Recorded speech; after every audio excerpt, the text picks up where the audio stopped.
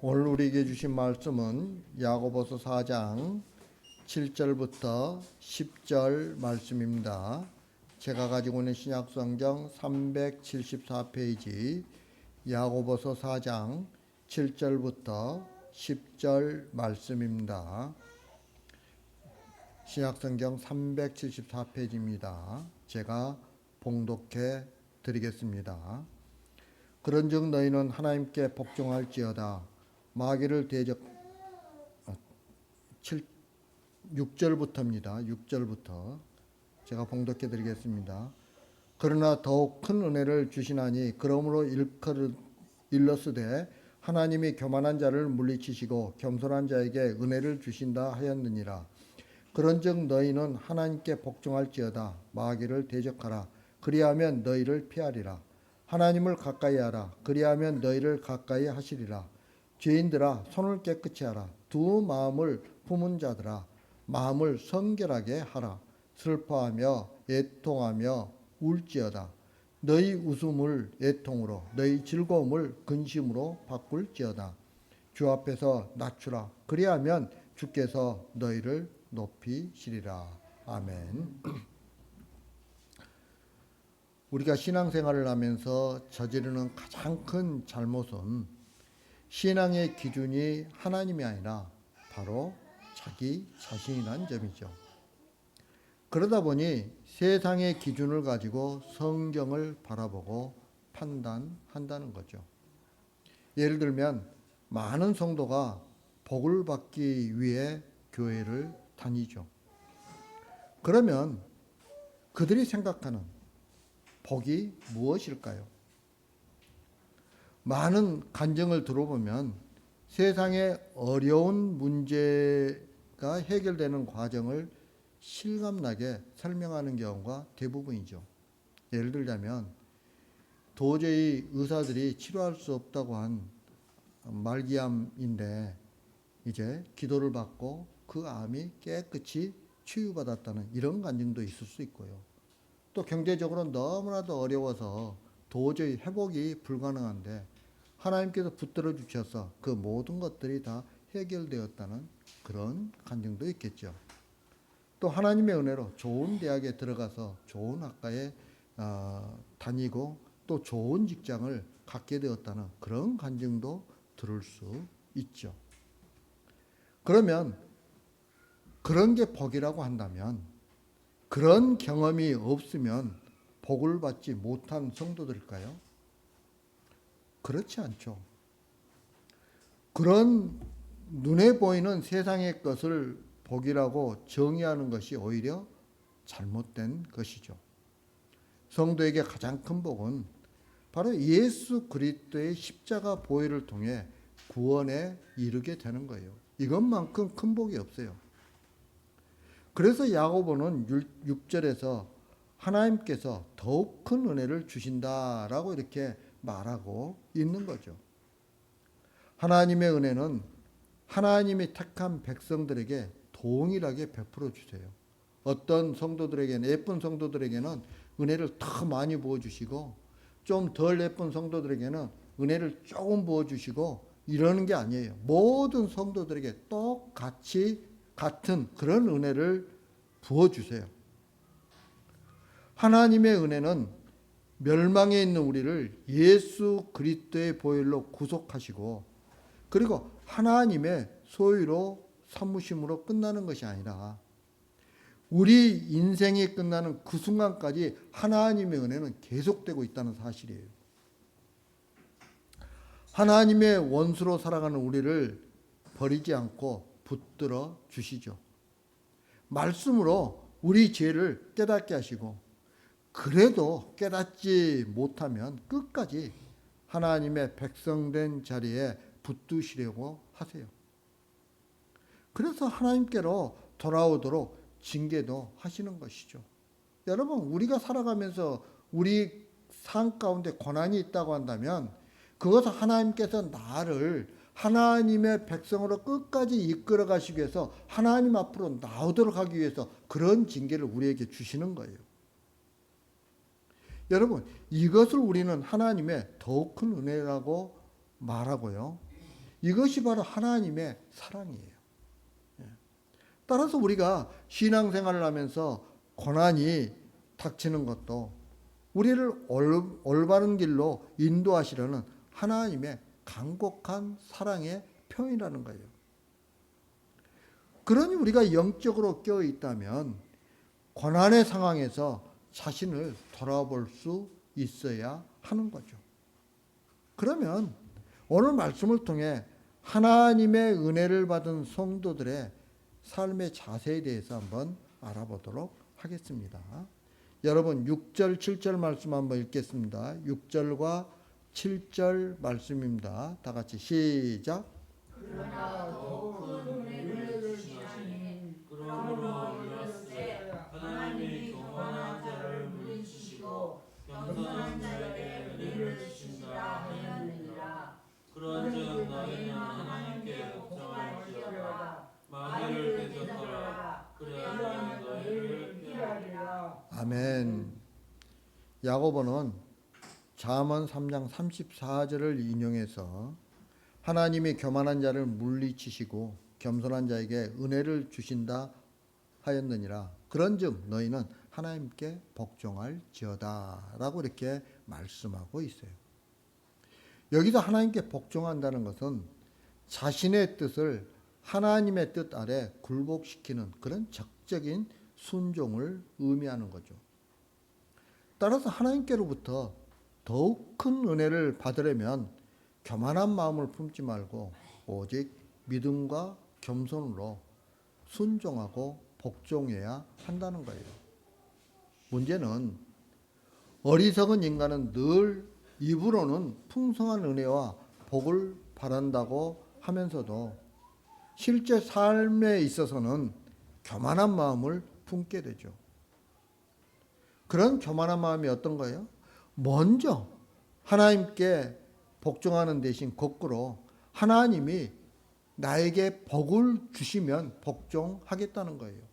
다시 말하면 하나님께는 나에게 이렇게 큰 돈을 벌게 해주시면 내가 하나님 앞에 봉사도 하고 그 다음에 그 돈을 사용을 해서 가난한 자들을 구제도 하고 이렇게 하겠다고 생각을 하는 거죠. 그리고 하나님 앞에 그렇게 우기는 거예요.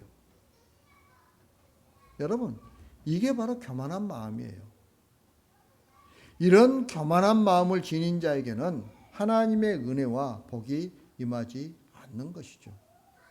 지금 내 상황이 아무리 힘들고 어려울지라도 하나님 앞에 엎드리고 하나님을 바라보는 자가 겸손한 자예요. 예. 그런 자들에게는 하나님께서 은혜와 복을 임하 주시겠다는 거예요. 또한 여기 보면 마귀를 대적하라. 그리하면 너희를 피하리라 라고 이렇게 말씀하고 있어요. 그런데 사탄은 종종 믿는 자들로 하여금 교만함에 이끌리게 하여 실패하게 하죠. 에덴 동산에서 사탄은 하와가 동산 중앙에 있는 나무 실과를 먹으면 하나님과 같이 된다고 유혹함으로써 그녀의 교만한 마음을 부추겼어요. 그 결과 하와는 사탄에게 대적하지 않고 오히려 사탄의 뜻을 따랐던 거죠. 이처럼 마귀를 대적하여 마귀가 우리를 피할 수 있도록 하는 그런 힘이 우리 인간에게는 없다는 거예요. 네. 우리는 사탄이 우리를 유혹하면 쉽게 넘어져요. 예. 사탄이 우리를 유혹하는데 그 유혹을 이겨낼 수 있는 힘이 우리에게는 없어요, 사실. 우리 마음은 항상 세상과 벗되어 살고 싶어 하고 세상에 있는 것을 더 의지하게 되고 그것을 나의 힘으로 삼고 싶어 해요. 그런 우리가 어떻게 마귀를 대적할 수 있겠어요? 그런데 왜 하나님께서 하나님께 복종하라, 마귀를 대적하라 라는 말을 하고 있는 것일까요? 이것은 하나님의 크신 은혜가 우리를 어떤 사람으로 만들어갈 것인가를 의미하는 거예요. 하나님은 성도를 하나님께 복종하고 마귀를 대적하여 마귀가 피할 수밖에 없는 하나님의 백성으로 만들어가기 위해 힘쓰신다는 거예요. 이것을 가리켜 하나님의 더욱 큰 은혜라고 말하는 거죠. 그러니 성도인 우리가 사모해야 할 것은 바로 이런 은혜예요. 하나님의 더 큰 은혜를 우리는 사모해야 되는 것이죠. 그러면 사람들은 하나님께 어떤 은혜를 구하고 있을까요? 하나님께 복종하는 사람이 되기를 구하거나 마귀를 대적할 수 있는 은혜를 구하지 않아요. 오히려 세상이 우러러보는 위치에 우뚝 서는 사람이 되기를 원하고 그것을 더 큰 은혜라고 생각을 하는 거죠. 그래서 세상의 것들, 곧 자신의 욕망을 충족시키는 것과 명예와 권세를 우리는 보통 하나님 앞에 기도하면서 구해요. 여러분 기도하면서 엎드려서 대부분의 시간을 어디에 무엇을 구하고 있나요? 대부분의 시간을 나의 문제를 해결해주고 당면한 문제를 해결해주고 그리고 지금보다 훨씬 더 높은 위치로 올라갈 수 있도록 해달라고 그리고 좀 더 많은 부를 누릴 수 있도록 해달라고 여러분 그런 기도가 대부분이지 않습니까? 실제로 우리가 가만히 돌이켜서 나의 기도를 볼 때 그런 기도가 대부분이죠. 마귀를 여러분 대적한다는 것은요. 하나님께 복종하는 것을 의미해요. 하나님께 복종하는 것이 곧 마귀를 대적하는 것이죠. 마태복음에 보면 예수님께서 마귀에게 시험 받으시는 내용이 나오잖아요. 마귀는 예수님에게 세상에서 영광을 얻고 그 이름이 높아지는 것을 제시하죠. 다시 말하면 마귀가 내놓은 게 뭐냐면 세상이 기대하고 원하는 것을 예수님께 내민 거예요. 하나님의 아들의 증거를 세상의 복과 영광과 기적을 체험하는 것으로 증거하도록 하는 거죠.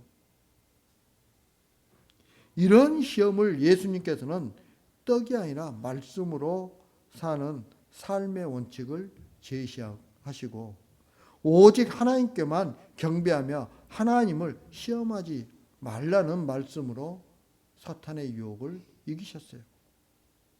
이것을 보면 하나님께 복종하는 것은 떡이 아니라 말씀으로 사는 삶이에요. 또한 내 이름이 아니라 하나님의 영광을 위해 살아가는 것이라고 할 수 있죠. 여러분, 이것이 바로 마귀를 대적하는 거예요. 하지만 하나님의 능력을 빌어서 떡을 얻으려고 하고 자기 이름을 높임받는 길을 가려고 한다면 그것이 바로 곧 마귀에게 순종하는 것이 되는 거죠.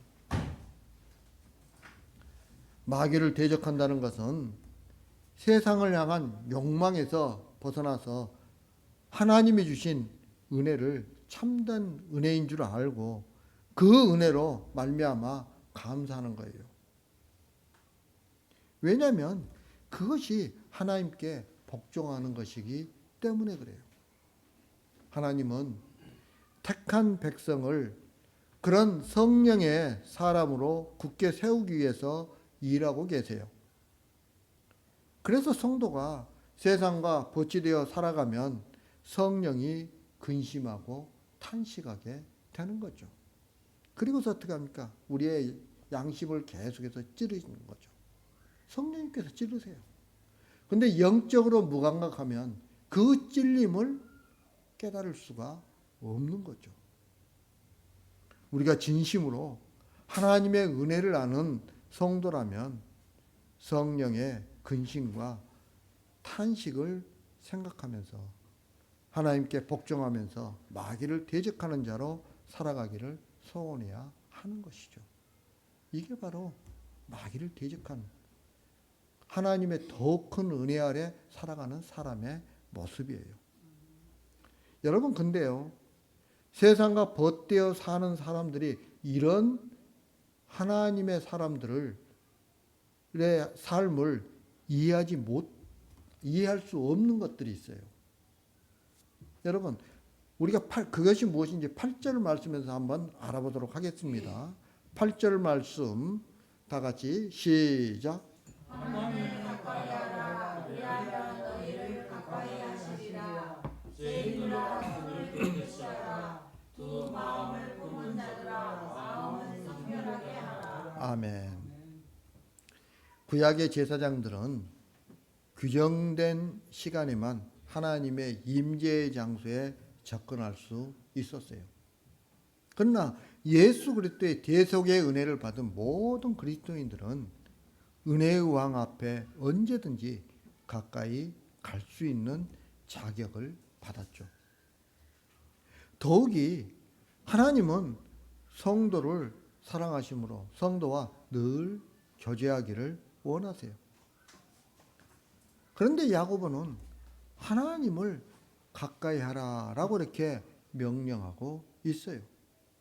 여러분, 하나님을 가까이 하는 것은요, 반대로 생각해 보면 세상을 멀리 하라는 것과 같은 의미이죠. 그런데 세상과 버치되어 살아가는 사람들은 다른 생각을 해요. 어떤 생각을 하고 있을까요?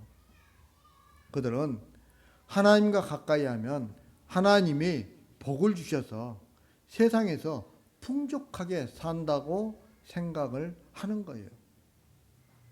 그래서 하나님께 가까이 하기 위해 기도하고 성경을 묵상하기도 하는 거죠. 그러나 이 모든 것은 하나님을 가까이 하는 것이 아니에요. 오히려 그 마음이 하나님께로부터 멀어져 있음을 보여주는 증거예요. 예. 성도가 하나님을 가까이 할 때 그 마음은 세상에서 멀어지고 대신 하나님의 나라가 그 심령에 더욱 선명하고 확실하게 다가오게 되는 거죠. 그래서 세상의 것으로 풍족함을 얻기 위해 하나님을 가까이 하려고 하는 것이 하나님을 알고 하나님의 은혜를 사모하는 성도의 마음 상태라고 할 수가 없는 거죠. 성도라면 절대 그런 생각을 가질 수가 없는 거죠. 그래서 야고보는 세상과 벗된 성도들을 뭐라고 부르고 있습니까? 지금 죄인들아, 두 마음을 품은 자들이라고 야고보는 부르고 있어요. 이처럼 세상과 벗하면서 동시에 하나님과 벗하려는 성도들의 이중적인 태도를 그들을 부르는 이 야고보의 호칭을 통해서 적나라하게 드러나고 있는 거죠. 야고보서의 순자들은 하나님께 가까이 오지 않고 하나님을 멀리하며 하나님과의 교제를 단절해 버리는 것이 일상이었던 거예요. 오히려 세상적이고 정욕적이고 마귀적인 것을 더욱 가까이 하며 하나님의 백성으로 살기를 거부했던 거죠. 야고보는 이처럼 회개를 필요로 하는 그들에게 두 가지를 요구하고 있어요. 두 가지를. 이게 오늘날 우리에게도 똑같은 해당되는 요구이죠. 먼저 손을 깨끗이 하라는 거예요. 이 말은 구약의 제사장들이 성소에 들어가기 위해서 손을 씻는 것처럼 하나님께 나아가는 자는 스스로를 정결하게 하라는 뜻이에요. 죄인들이 하나님께 가까이 가기 위해 먼저 필요한 것은 자신이 범한 죄를 회개하고 그리스도의 보혈에 씻김을 받아야 하는 거죠. 여러분, 그래 회개자로 먼저 나아가는 것이 손을 씻는 거예요. 그리고서 그 씻음은 악행을 버리고 선행을 구하는 것으로 연결이 되는 거죠. 다시 말하면 내가 지금까지 저질렀던 악으로부터 돌이키는 거죠. 하나님 앞으로 나아가는 거예요. 그래서 다음으로는 마음을 성결하게 하라는 거예요. 여러분, 성결하게 하라는 것은 순결하게 하라는 뜻이에요. 깨끗하게 하는 것과 같이 구약의 정결 의례를 가리킨다고 보면 되죠. 그런데 여기서는 하나님과 세상 사이에서 머뭇거리는 마음을 한 곳으로만 돌리라는 의미로 쓰이고 있어요. 그러면 두 마음을 품는 자들은 어떤 자들일까요? 그런 자들은요, 의심과 믿음 사이에 있는 자들이에요. 하나님께서 우리에게 분명하게 약속하신 그 약속을 제대로 믿지 못하고 자꾸 의심하는 거죠. 또 그런 자들은 바알과 하나님 사이에 있는 자들이에요. 예를 들자면 갈멜산에선 이스라엘 백성들과 같아요. 그들은 갈멜은 뭐예요? 세상에서의 풍요함을 주는 신이에요. 우리 하나님은요, 영원한 천국을 우리에게 약속하신 분이에요. 그런데 세상에서 풍족하게 살면서 영원한 천국에 가기를 원하는 그런 마음을 가지고 있는 사람들이에요. 뿐만 아니라 세상과 하나님 사이에 서 있는 자들이죠. 이런 자들이 두 마음을 품는 자들이에요. 그러니 그 사람들의 마음을 오로지 하나님께로만 향하는 것, 이것이 바로 마음을 성결하게 하는 거예요. 그런데 하나님의 더 큰 은혜는 항상 하나님과 세상으로 마음이 나뉘어져 살아가는 우리를 세상이 아니라 하나님께 더 가까이 하게 하고 하나님의 나라에만 소망을 두게 하는 거예요. 우리가 못하니까 누가 우리를 붙들어 주시는 거? 하나님이 우리에게 은혜를 주셔서 붙들어 주시는 거예요. 다시 말하면 손을 깨끗이 하고 마음을 성결하게 하는 회개의 자리로 우리를 이끌어 하나님을 가까이 하게 하는 것. 그리고 세상을 멀리하게 하는 것. 이게 바로 뭐예요? 마음을 성결하게 하고 우리가 그 손을 깨끗이 하는 거예요. 그러니까 세상과 벗되어 사는 사람들은 그걸 이해를 못하는 거죠. 왜? 세상에 더 풍성한 게 있는데 왜 그렇게 하느냐는 거죠. 풍성한 걸 세상에서 누리며 살아가면서 또 천국에 가면 되는 것이지 왜 그렇게 하냐는 겁니다. 아니에요. 네. 여러분, 요셉이 형통했잖아요. 구약에 보면 요셉이 형통해요. 여러분, 요셉이 형통한 삶을 사는데 형통한 삶이 뭐가 형통한 삶이에요? 하나님과 함께하는 거. 그러면 요셉의 형통함이 어떤 게 형통함이에요? 애굽의 총리가 된 게 형통함입니까? 아니에요. 요셉에게 주신 하나님의 사명을 통해서 사람들의 생명을 구한 것. 이게 형통이에요. 요셉의 형통이에요. 요셉이 애굽의 총리가 된 건 요셉의 형통이 아니에요. 그러니까 요셉이 보디발 집에 가서 하나님께 함께함으로 누가 잘 살게 돼요? 보디발이 부를 누리게 되는 것. 이게 형통이에요. 네. 여러분, 세상 걸 가지고서 형통했다고 이야기하면 안 되는 거죠. 그래서 우리는 세상 걸 바라보면 안 된다는 거예요. 자, 그러면서 9절과 10절 말씀 한번 읽겠습니다. 9절과 10절 말씀 다 같이 시작. 슬퍼하며 애통하며 우시어라. 너희 웃음을 애통으로 너희 죽음을 근심으로 바꿀지어다. 주와 함께서 나시라. 그러면 주께서 너희를 높이시리라. 아멘. 여기서 슬퍼한다는 것은 죄악된 자신의 실체를 똑바로 보고 가슴을 치며 한탄한다는 뜻이에요. 그리고 애통한다는 것은 대성통곡하는 것이죠. 예. 자신의 그 슬퍼한 모습을 보면 자신의 그 마음을 보면서 죄악된 그 마음을 보면서 하나님 앞에 대성통곡하는 것이에요. 그게 애통하는 거예요. 죄에 오염된 자신의 비참한 실체를 깨달은 자는 거룩하신 하나님 앞에서 대성통곡할 수밖에 없는 거죠. 그래서 예수님께서 뭐라고 이야기하십니까? 애통하는 자가 복이 있다고 말씀하시잖아요. 여러분, 이 말씀을 역으로 생각해 보면 자기 자신에 대해 애통하지 않는 자는 복을 받지 못한 자이고 하나님에게서 멀어질 자라는 것을 우리가 알 수 있죠. 또 운다라는 말은 자신의 죄를 뉘우치고 비통한 마음이 눈물로 표현되는 거죠. 눈물을 흘리는 걸 말하는 거예요.